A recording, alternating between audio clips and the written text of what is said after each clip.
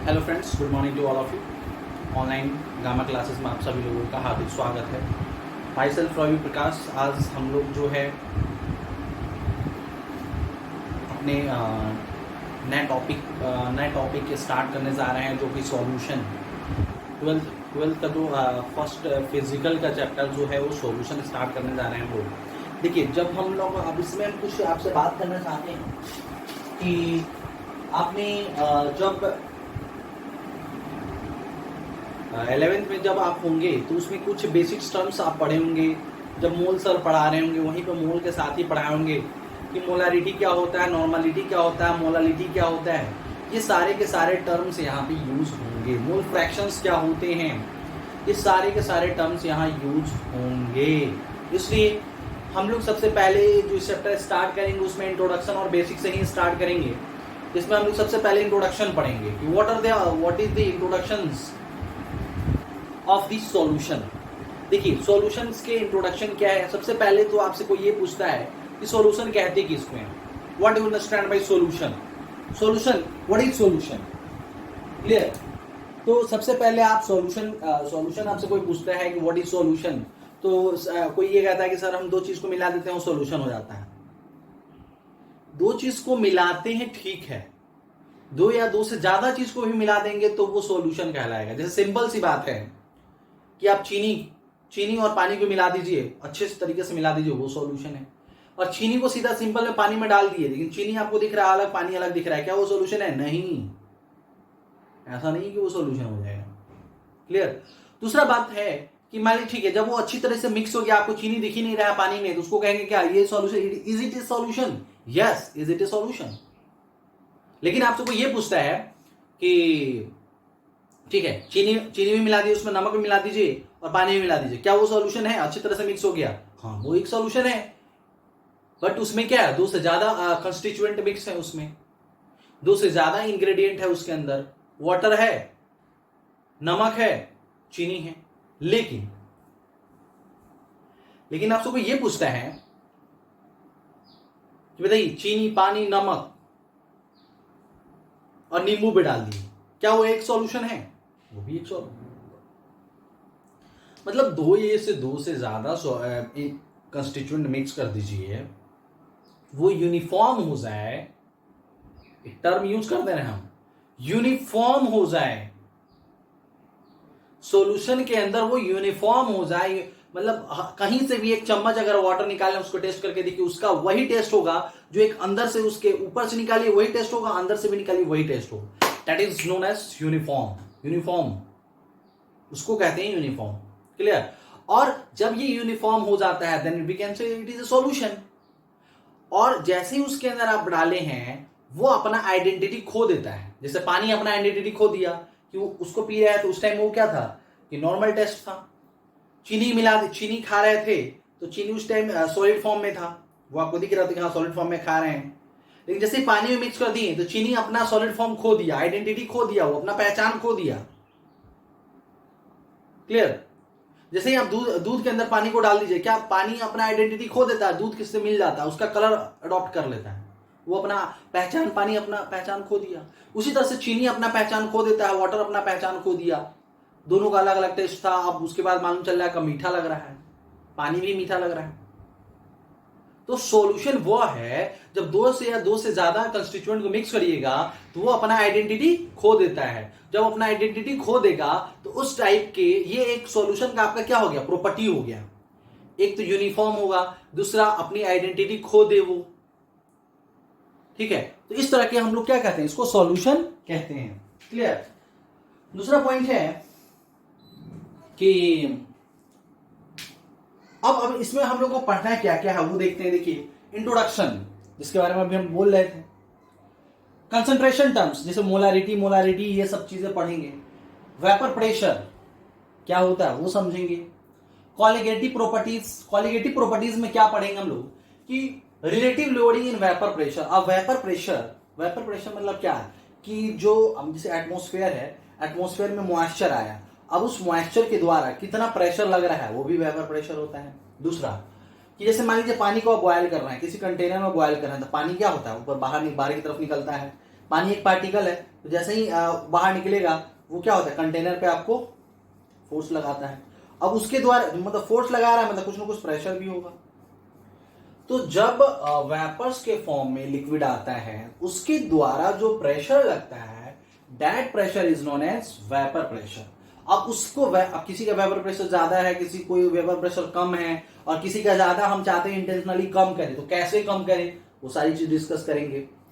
दूसरा है elevation in boiling point. अब बॉइलिंग, अब जैसे मान लीजिए किसी का बॉइलिंग जैसे वाटर है वो 100 डिग्री सेल्सियस पर बॉयल होने लगता है, लेकिन हम चाहते हैं क्या वो 100 पे नहीं, वो 150 डिग्री सेल्सियस पर बॉयल हो। कैसे, वो चीज पढ़ेंगे। Depression in freezing point. Freezing point जैसे मान लीजिए कोई -2 डिग्री पे जाकर फ्रीज हो रहा था, हम चाहते हैं नहीं वो 2 डिग्री सेल्सियस में ही फ्रीज हो जाए, तो कैसे। दूसरा हम ये चाह रहे हैं कि -2 डिग्री सेल्सियस पे कोई मान लीजिए फ्रीज हो रहा था, नहीं हम चाह रहे हैं -2 पे नहीं फ्रीज हो, वो -10 डिग्री सेल्सियस पे जाकर फ्रीज हो, तो कैसे कैसे उसकी लोडिंग आप फ्रीजिंग पॉइंट को डिप्रेस कर रहे हैं, कैसे रिड्यूस कर रहे हैं, वो चीज डिस्कस करेंगे। Osmotic pressure. ऑस्मोटिक प्रेशर क्या होता है वो चीज डिस्कस करेंगे। जैसे एक सेमी परमिएबल मेम्ब्रेन होता है, उससे जब वाटर इसको पास करता है, चलिए अभी ये सब चीजें आगे डिस्कस करेंगे तो ज्यादा क्लियर होगा। दूसरा है वांट ऑफ फैक्टर क्या होता है, सॉल्युबिलिटी ऑफ गैसेस में हेनरी लॉ पढ़ना है, काफी इंपॉर्टेंट हो जाता है। सर डायरेक्ट क्वेश्चन पूछा जाता है किसी भी, आप जेईई एग्जाम में देख लीजिए या किसी भी आप कॉम्पिटिटिव एग्जाम में उठा के देख लीजिए, डायरेक्ट क्वेश्चन पूछे जाते हैं इससे। जेईई का एग्जाम हो गया तो यहां से इससे डायरेक्ट क्वेश्चन आता है, ठीक है। तो चलिए अब हम लोग आते हैं कि टॉपिक पे कि पढ़ना क्या, व्हाट इज सॉल्यूशन। जैसे हम लोग सॉल्यूशन डिस्कस कर रहे थे, सबसे पहले उसको चीज को समझते हैं।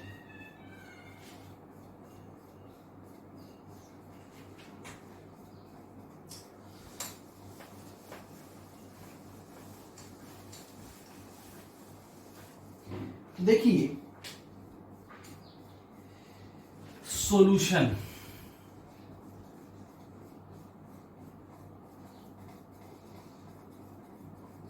ठीक है। सॉल्यूशन होता क्या है, it is the homogeneous mixture of 2 और मोर कंस्टिट्यूएंट्स। लिख रहे हैं क्या, फर्स्ट पॉइंट है इसमें कि it is the homogeneous mixture of 2 और more constituents, more constituents is known as solution, ठीक है। और सॉल्यूशन की जो कंस्टिट्यूएंट होते हैं अपनी आइडेंटिटी, अपनी पहचान खो देते हैं। जैसे चीनी पानी के अंदर डाले, पहले चीनी सॉलिड के फॉर्म में था, पानी में गया पता ही नहीं चल रहा चीनी कहां गया, तो अपने आइडेंटिटी खो दिया। दूसरा point, it have uniform properties. अब यूनिफॉर्म प्रॉपर्टी होना चाहिए, मतलब आपको बोले ना चीनी और पानी को मिला दीजिए, उसके टॉप सरफेस उठाइए और उसको टेस्ट करिए, उतना ही मीठा लगना चाहिए जितना नीचे से उठा रहा है उतना ही मीठा लग रहा है। इसका मतलब क्या है, ये एक सॉल्यूशन की प्रॉपर्टीज है। दूसरा है इट हैव 2 और मोर सब्सटेंसेस। चौथा पॉइंट है कि it lose their individual identity. Just अभी एग्जांपल दिए थे, इंडिविजुअल आइडेंटिटीज, ठीक है। जैसे देखिए ए और बी दोनों मिलके एक क्या बना दिया, सॉल्यूशन बना। जैसे ए आप कह लीजिए कि ये शुगर हो गया और ये वाटर हो गया, दोनों मिलके एक शुगर सॉल्यूशन बन गया। अब इन दोनों का आप चाहिएगा कोई सिंपल मेथड से सेपरेट कर ले चीनी और पानी को। जैसे आप सिंपल सोचिएगा कि फिल्ट्रेशन यूज कर लेते हैं, पानी को अलग कर लेंगे और चीनी को अलग कर लेंगे, नहीं होगा, ठीक है। तो कोई भी सिंपल मेथड से इन कंस्टिट्यूएंट्स को अलग नहीं किया जा सकता है, सेपरेट नहीं किया जा सकता है। तो वैसे मिक्सचर्स को हम लोग क्या कहते हैं, सॉल्यूशन कहेंगे, ठीक है। तो देखिए, तो it can't be separated by bye simple method. उसको हम लोग सिंपल मेथड से सेपरेट नहीं कर पाते हैं, इसलिए उसको हम लोग सॉल्यूशन कहते हैं। ये सॉल्यूशन की ये सब सारी प्रॉपर्टीज हो गई, ठीक है, ये सॉल्यूशन की सारी प्रॉपर्टीज हो गई, ठीक है। तो जैसे कोई डिफाइन कर सकता है कि सॉल्यूशन क्या होती है, होमोजेनियस मिक्सचर ऑफ टू और मोर कंस्टिट्यूएंट नोन एज सॉल्यूशन। या ये भी कह सकता है कि a mixture whose property solution whose property is uniform throughout its। अगर पूरे में अगर उसकी प्रॉपर्टी यूनिफॉर्म है, that mixture is known as क्या, सॉल्यूशन, ठीक है। और ये क्या होता है, दो और दो से ज्यादा सब्सटेंस को मिक्स करते हैं, जैसे ही इन दोनों को मिक्स करते हैं इंडिविजुअल प्रॉपर्टी खो देता है। It can be separated by simple method, ठीक है। चलिए अब देखिए सॉल्यूशन के अंदर दो ही तो चीज होता है। देखिए सॉल्यूशन जो होगा आपका, सॉल्यूशन के अंदर दो चीज होता है, ठीक है। एक होता है सॉल्यूट और एक होता है सॉल्वेंट, ठीक है।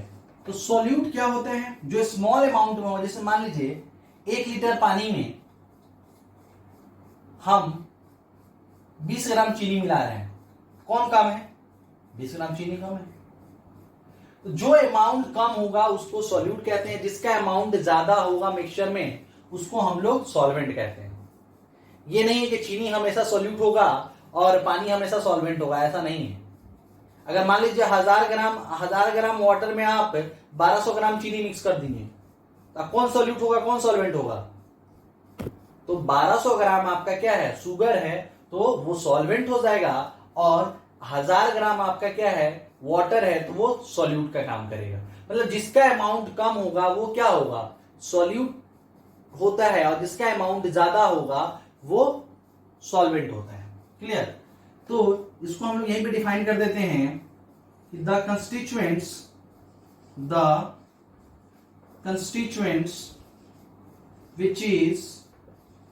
which is in smaller amount, a smaller amount in solution is known as solute। मतलब सिंपली ये देखना है कि किसका अमाउंट ज्यादा है, लेस अमाउंट सिंपली लिख देना, ठीक है। और इसमें हम लोग क्या लिख सकते हैं कि the constituent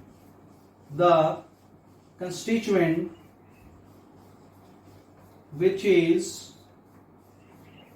is in larger amount is known as solvent, ठीक है। ठीक, तो इसको हम लोग सिंपली ये लिख देते हैं लार्जर अमाउंट। जैसे आपसे हम अगर ये पूछ रहे हैं कि 20% इथेनॉल सॉल्यूशन है, इथेनॉल सॉल्यूशन है, इसका मतलब ये है उसमें 20 ग्राम क्या होगा, इथेनॉल होगा, और 80 ग्राम क्या होगा, 80 ग्राम चाहे मतलब 100 ग्राम हम मान के चल रहे हैं कि 80 ग्राम क्या होगा, वाटर होगा। तो बताइए इसमें कौन सॉल्यूट होगा कौन सॉल्वेंट होगा। देख लीजिए किसका अमाउंट कम है, इसका अमाउंट कम है, और इसका अमाउंट अगर बाइनरी देखिए, अगर इसमें 20% इथेनॉल सॉल्यूशन है, मतलब 20% इथेनॉल है और 80% वाटर होगा, यही ना होता है। तो जो 80% वाटर 20% से 80% से ज्यादा है, तो जो ज्यादा है वो सॉल्वेंट, जो कम है वो सॉल्यूट। ये क्या हो जाएगा, ये आपका सॉल्यूट हो गया, और ये क्या हो गया, वाटर जो यहां पे क्या हो गया, सॉल्वेंट हो गया। क्लियर हो रहा होगा जहां तक हम बोल रहे हैं।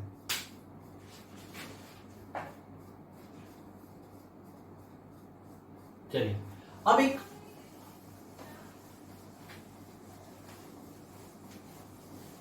अगर आप आपसे कोई ये पूछता है कि हम आपसे ये पूछते हैं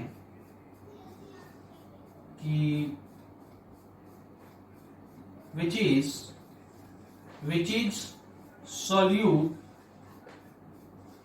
and solvent, ठीक है। जैसे मान ली ये कह रहा है 80% इथेनॉल सॉल्यूशन। आप बताइए इसका मतलब क्या हो गया कि इसमें 80% क्या हो गया, इथेनॉल हो गया, और 20% क्या हो गया,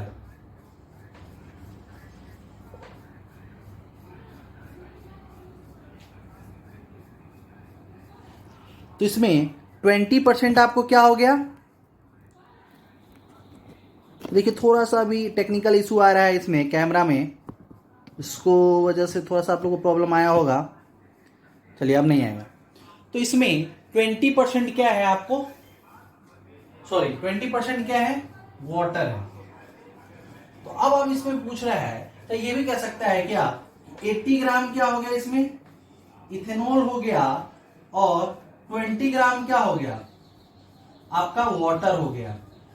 तो बताइए अब इसको हम लोग क्या कहेंगे, तो अब इसका अमाउंट ज्यादा है ना, तो यही चीज अब किसकी तरह काम करेगा, सॉल्वेंट की तरह, और इसका अमाउंट कम होगा, ये किसकी तरह काम करेगा, सॉल्यूट की तरह काम करेगा।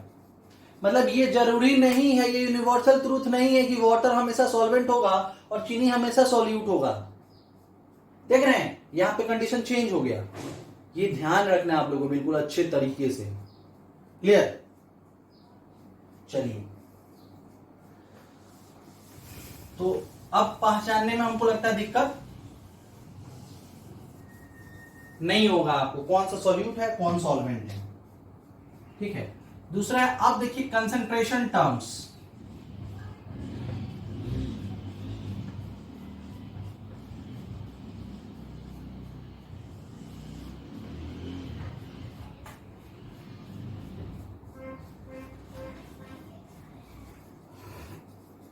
देखिए कंसंट्रेशन टर्म्स में एक दो तरह का होता है, एक वॉल्यूम रिलेटेड होता है, एक होता है आपका वॉल्यूम रिलेटेड कंसंट्रेशन टर्म्स, और एक होता है मास रिलेटेड कंसंट्रेशन टर्म्स।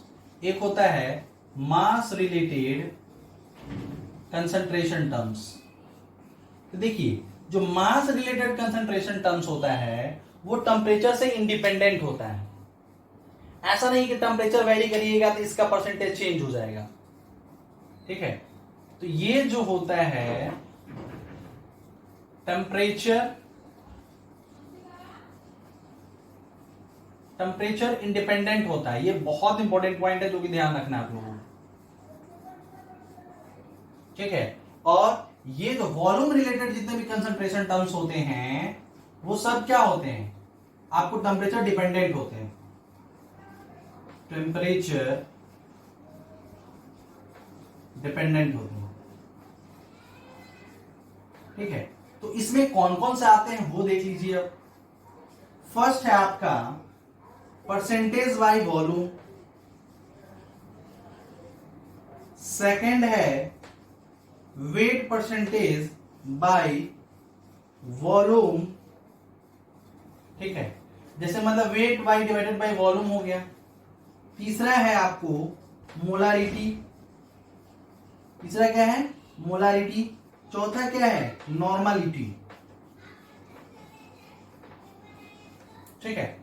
अब देखिए इसमें टेम्परेचर, अब इसमें फर्स्ट क्या होता है परसेंटेज बाय मास, मतलब वेट डिवाइडेड बाय वेट हो जाएगा इसमें। अब देखिए यहां पे परसेंटेज बाय वॉल्यूम किए थे ना, तो ये वॉल्यूम डिवाइडेड बाय वॉल्यूम होगा। अब कैसे देखिए volume of solid divided by volume of solution, weight of solution divided by volume of solution. मतलब नीचे तो वॉल्यूम रहेगा ही रहेगा और ऊपर कुछ भी हो जाए, यहां पे क्या है दोनों में वेट होगा, ऊपर भी वेट नीचे भी वेट। दूसरा है कि मोल फ्रैक्शन, मोल फ्रैक्शन। तीसरा है आपको मोलालिटी, मोलारिटी नहीं है मोलालिटी। चौथा है पार्ट्स, इसको पीपीएम बोलते हैं, पार्ट्स पर मिलियन, या कहीं कहीं बिलियन भी होता है, पार्ट्स पर मिलियन या बिलियन, वो ध्यान दीजिएगा आप लोग। ठीक है, तो इससे रिलेटेड जो है, अब देखिए ये वॉल्यूम रिलेटेड है, ये मास रिलेटेड है। क्लियर? तो अब इसमें ये जो है परसेंटेज बाय मास हो गया, मोल फ्रैक्शन, मोलारिटी, पार्ट्स पर मिलियन। ठीक है, और यहाँ पे क्या आ गया, वॉल्यूम, वॉल्यूम से रिलेटेड हो गया। तो वॉल्यूम से रिलेटेड जो भी कंसंट्रेशन टर्म्स होते हैं वो टेम्परेचर पे डिपेंड करेंगे। वो टेम्परेचर बदलेगा तो वो चीज बदलेगा, मोलारिटी भी चेंज होगा, मोलारिटी नॉर्मलिटी भी चेंज होगा। वेट बाय वॉल्यूम, जैसे वेट बाय वॉल्यूम क्या होता है, डेंसिटी का लीजिए ना, डेंसिटी, तो डेंसिटी भी टेम्परेचर के अनुसार जैसे जैसे टेम्परेचर चेंज होगा डेंसिटी भी चेंज होता है। क्लियर है? लेकिन जो मास, जो मोल फ्रैक्शन है, मोलालिटी है, पार्ट्स पर मिलियन है, वो कभी भी चेंज नहीं होगा। क्लियर? तो ये ध्यान रखिएगा कि इससे जो मास रिलेटेड टर्म्स है वो कभी भी टेम्परेचर से चेंज नहीं होते हैं, but volume related terms temperature पे डिपेंड करेंगे। ठीक है, चलिए अब आइए एक एक करके हम सारे इस चीजों को देखते हैं। देखिए ये सब सारे बेसिक्स चीज हैं जो कि आपको इस चैप्टर में यूज आएगा। देखिए फर्स्ट हम लोग इसमें देख रहे हैं कि वेट बाय वेट परसेंटेज। अब देखिए वेट बाय वेट परसेंटेज में क्या है, ए solution of NaCl, a solution of NaCl in water is 5% weight by weight। ठीक है, एग्जाम्पल है, इसका मतलब 5% है, मतलब 5% क्या होगा, उसमें सॉल्यूट होगा, और 95% क्या होगा, वाटर होगा। ठीक है, तो इसका मतलब ये भी तो कह सकते हैं कि 5 ग्राम NaCl is present in 100 gram of solution. अब देखिए वेट बाय वेट परसेंटेज कैसे निकालिएगा, तो देखिए तो वेट बाय वेट परसेंटेज जो हम लोग किस तरह से निकालेंगे, weight of solute divided by weight of solvent into 100। तो ये जो होगा यही क्या होगा, आपको वेट बाय वेट परसेंटेज निकालने का तरीका हो जाएगा। ठीक है, जैसे आप यहां पे ये जो क्वेश्चन है, अब इसमें कैसे निकालिए, आप देखिए तो इसमें आपको निकालना है वेट बाय वेट। अब देखिए, चलिए एक नेक्स्ट, इससे अब इसको सिंपली अगर निकालना भी चाहते थे, देखिए तो वेट बाय वेट परसेंटेज, तो वेट ऑफ सॉल्यूट कितना है, 5 ग्राम, सॉल्यूशन का कितना है, इतना, इनटू क्या हो गया 100। इसको काटिए, देखिए तो कितना आ गया, 5% आ गया क्या। इसी तरह से करके हमको निकालना है। जैसे सपोज देखिए तो एक क्वेश्चन है कि 10 gram of sucrose is dissolved, 10 gram of sucrose is dissolved in 100 gram of water, find weight by weight. क्या पूछा है आपसे, फाइंड वेट बाय वेट। अब देखिए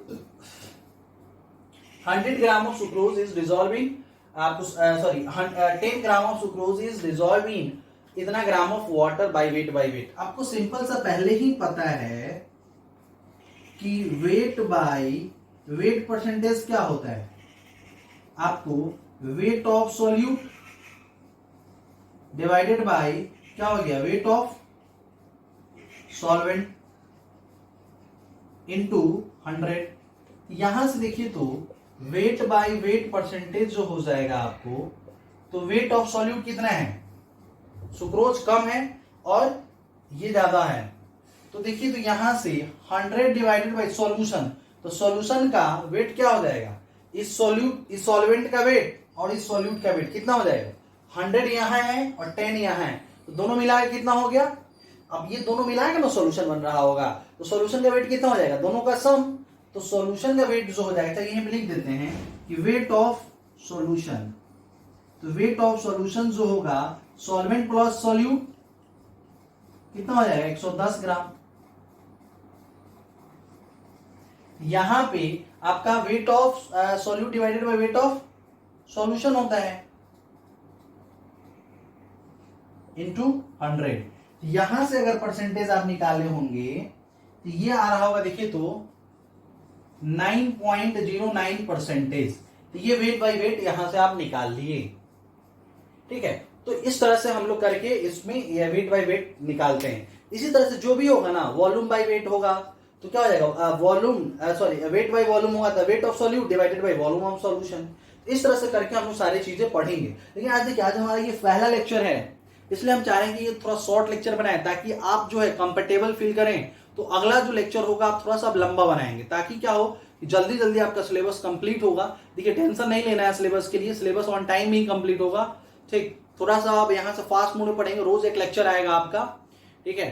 तो इसके लिए आप टेंशन नहीं लेना है, ठीक।